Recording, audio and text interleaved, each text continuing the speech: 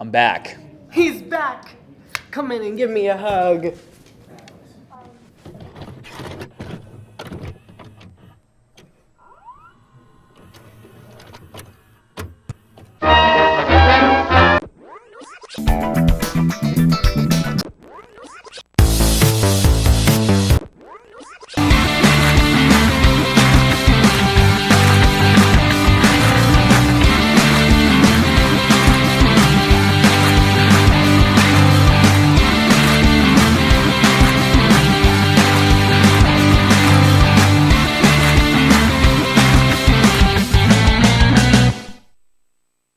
Hello everyone, and welcome back to The Real Deal, Ball State's premier entertainment news show. I'm your host, Josh Pavlovsky. I'm Colin Marth. So tell me, how was the day at the Waffle House with Coco? It was great. It was awesome. You're an awful liar. It was wonderful. It was perfect. It was Come on, man, you can't tell me the truth. the waffles were amazing. And you know what? I got seconds. They were so good. Well, that sounds great, and I'm happy for you. What did Coco order? Anyways, enough of that.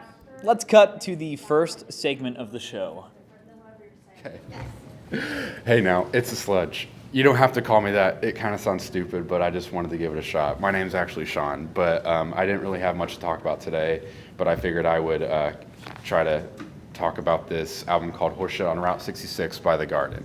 Why I wanted to talk about it was because I think it's very telling of where music is headed as of right now. It takes a lot of different influences from hardcore punk like Bad Brains, Black Flag, Misfits, incorporates that with other elements like EDM, drum and bass, stuff like that.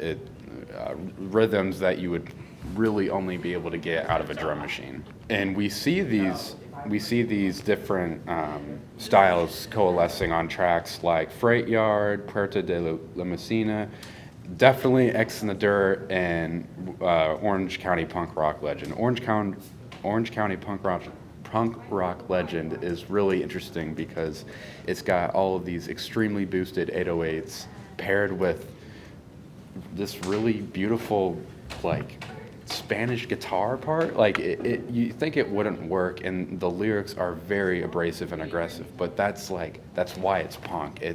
They're doing whatever the hell they want because that's their style, and it's really cool. I mean, they dress up with, these different like road leathers, like they're in a biker gang, but then they also have face paint, jester face paint, bandanas and earrings, and it's just really cool. And you don't really see that anymore. And so I highly recommend this whole album. It's a total banger, and I think it's really important because it is definitely breaking the mold. But Horseshit on Route 66, I'm giving it an 11 out of 10. I think this thing is great. And yeah, it's not bad. That's all, folks. You know there's no getting away with this. You have to tell me exactly how it went. It went fine. Secrets, spill them now. I think a man is entitled to his miserable little pile of secrets. Except this date wasn't a secret. Literally, me and everyone else knows about it. You got me there. So tell me. And it was fine is not an answer. Okay, fine. You got me. So tell me. Okay, so first, after this segment. Hello everyone, my name is Daniel Botros, and today I will be discussing one of my all-time favorite shows, Outer Banks. So it's basically a town in North Carolina's Outer Banks, which serves as the setting for the Outer Banks television series, which centers on a fight between two groups of teenage hunters for a stolen treasure. This episode was about a fascinating bunch of adolescents who were on an exciting treasure hunt and who encountered drama as a result of unforeseen difficulties and circumstances. The third season of this show, for those of you who are OBX fans, recently debuted on Netflix, and I cannot wait to watch it. Without a doubt, the changeover from season 2 to the new season is good and seamless. So with season 3, there are a lot of glaring errors and accidents, including CGI gaffes, acting dialogue, and more. One of them being a resurrection of Big John, which proved that he was not truly dead at the conclusion of season 2, which has unquestionably been one of the most worth aspects of the season. The first time Big John, John B. and Big John cross paths, it's a pleasant reunion, but Big John is a very dreadful person. Although you're supposed to think he is terrible and pushing John B. in the wrong directions, I absolutely loathed every second of him being on screen since he ends up severing John B. from his friends for half the season. He completely contradicts the tone of the show in every way. I'm Daniel Botros. Thanks for listening to me rant about OBX. See you next time. All right, I'm ready. The truth is that I was stood up. No way! I knew it! Yeah, I just kind of drank coffee and I ate a waffle all by myself. So why couldn't she come? Apparently, she had to attend an unsynchronized swimming competition, whatever that is. Excuse me, what? Yep, I have no clue. Colin, she lied to you. She obviously didn't want you to go on the date. Just don't make a mockery of it. It sounded really important to her. Her grandma was competing and I don't know, something like that, man. I don't think unsynchronized swimming is a real thing, dude. I swear, it's the real deal. I got nothing to say. Last segment. The real deal. It's a new month, and the music is pumping. Let's discuss the most exciting music releases together on Keeona's Culture Crave.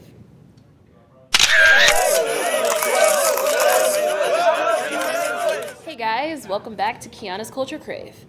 Well guys, it is officially March, which means the countdown to the first day of spring. But sadly, that means that daylight savings is about to start on Monday, March 12th. So does this mean that we'll lose or gain an extra hour of sleep? I don't know. At this point of any other day, I'm either going to lose or gain sleep regardless. But on today's menu, I will be discussing all of the exciting albums from your favorite music artists that they will be releasing all this month. From Macklemore to Daisy Jones and the Six, to Morgan Wallen to Hosier. First, we are going to start with Miley Cyrus. She is set to release her 8th studio album, Endless Summer Vacation, on March 10th, and her hit single Flowers has taken TikTok by storm. And I know I'm reaching for the stars here, but I think that this album will be nominated for a Grammy next year. That's saying a lot, and it hasn't even come out yet. You want to know how I know? My psychic third eye said so. The next album was a surprise to me and everyone else. I'm talking about the queen of aesthetic, Miss Lana Del Rey. She announced the news that she will be releasing her next album, Did You Know That There Is a Tunnel Under Ocean Boulevard, on March 24th. Yes! Can't wait. And by the way, I don't even have to say anything else. She's just dope. Case closed, end of story. And the last one that I have is an album that I am so pumped for. Personally, the one that I am the most excited for. And that is Chloe. After releasing hit single after hit single, she is finally releasing her debut album, In Pieces, on March 31st. I have listened to almost every one of her singles that she has released, from For the Night to Surprise. Even her new one with Chris Brown titled How Does It Feel? I have loved watching her evolve and grow into her own artist, and her music and her sound are just so mature, and it sounds like she's bringing back old school R&B. Now, my psychic third eye is telling me that she could be nominated for Best New Artist at next year's Grammys. We shall see. Well, that's all I have on the menu for today, but I want to hear your guys' thoughts and opinions. Are you excited about all the new music coming out this month? Which album are you excited to add to your playlist and play on repeat and put that song on replay? Okay, no Zendaya song intended. And don't get me wrong, in all fairness, after all these years, that song still slaps. Anyway, let me know what you guys think. Thank you guys so much for watching, and I will see you guys next time for another plate of pop culture and entertainment on Keeona's Culture Crave. Bye, guys. You know, despite everything that happened in the Lonely Waffles, I think I want to try again. You're kidding me, right? Do I ever kid? Yes, actually, all the time. This time, I think I'm going to take her, get this, to White Castle. What? Oh my gosh, that's even worse. Come on. White Castle is it's genuinely pretty good. And I'll wear swim trunks and maybe a bikini. You know, she's into swimming, But obviously. it's literally cold out. It'll show off how strong I am.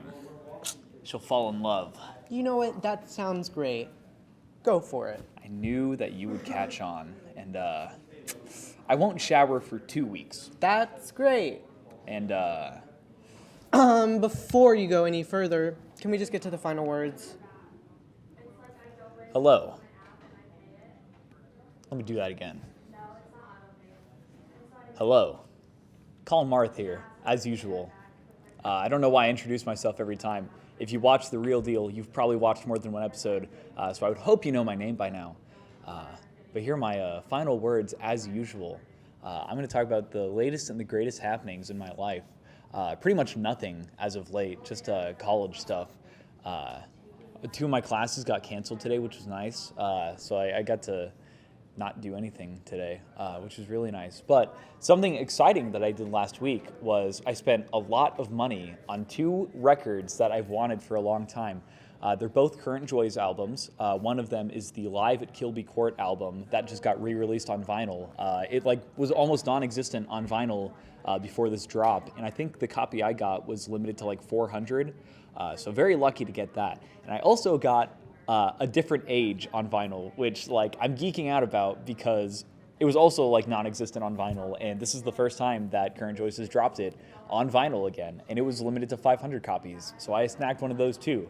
It was a lot of money, but those are 2 of my favorite albums ever. So I'm like screaming, crying, throwing up off camera. Of course, I couldn't do that in front of you guys. It's a little embarrassing. Josh just died. Don't know what happened to him. But super excited about that. I had a really bad week last week, but I'm getting back to it. So I just want to remind you guys, love life. Don't live life with a nothing matters mindset, because everything matters. No matter what you're doing, make it the most important part of your day, because life is more fun that way. See the beauty in the world. Weather's getting better, more reasons to go outside, get some fresh air, breathe, pick up a new hobby, something like that. Anyways, I love you all, and you've been so good to me. So, anyways, I love you all. Bye. Meow. Hey cuties! I'm back to talk about another album, and this week I'm going to talk about Melanie Martinez's upcoming 3rd album, Portals. This is the first album in a few years since her recent drop, After Schools, which was an extension of her 2nd album, K-12. Now, we all may associate Melanie with the Crybaby era and being in middle school and our whole alternative Tumblr phase, but I think they've really grown up, and this new visual experience that they're creating with this new era is insane. It kind of reminds me of the prosthetics that The Weeknd used for his After Hours and Dawn FM albums and eras. Because they have created this new fairy-like medieval creature, and it looks really awesome, and I don't think it's really been done before. So yeah, check it out. Maybe I'll come back and do an album review on it. I don't know. Go have a good spring break, and I am too. Goodbye. Thanks for watching, and if you want to see anything else from us here at The Real Deal, be sure to check us out on Facebook, Instagram, Twitter, TikTok, and all things entertainment. Have a good spring break. I'm Josh Pavlovsky. And I'm Colin Marth. Thanks for watching.